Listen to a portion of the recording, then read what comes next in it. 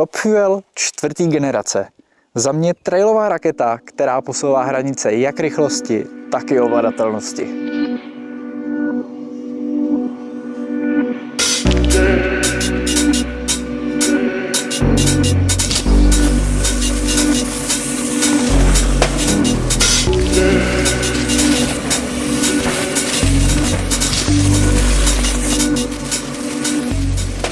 Nová generace, nový možnosti.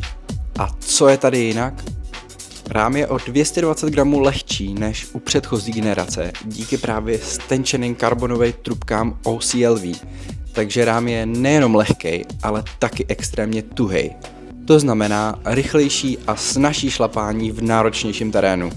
Pokud se budeme bavit o odpružení, tak nový Top Fuel nabízí tlumič o zdvihu 120 mm a vidlici o zdvihu 130 mm, což zajišťuje pohodlnou a jistou jízdu v technických trailech.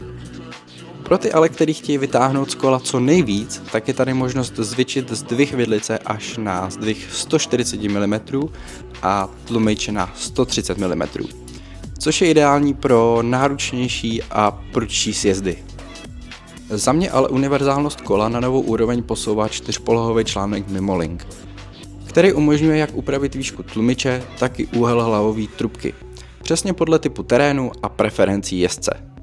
Navíc jde díky němu přepnout geometrii rámu do agresivnější polohy a kombinovat 29 vepředu a 27 vzadu. No a pokud jezdíte rádi na delší výlety, tak určitě oceníte úložný prostor ve spodní rámové trubce, kam si můžete schovat jak už nářadí, náhradní duši a nebo nějakou energetickou tyčinku.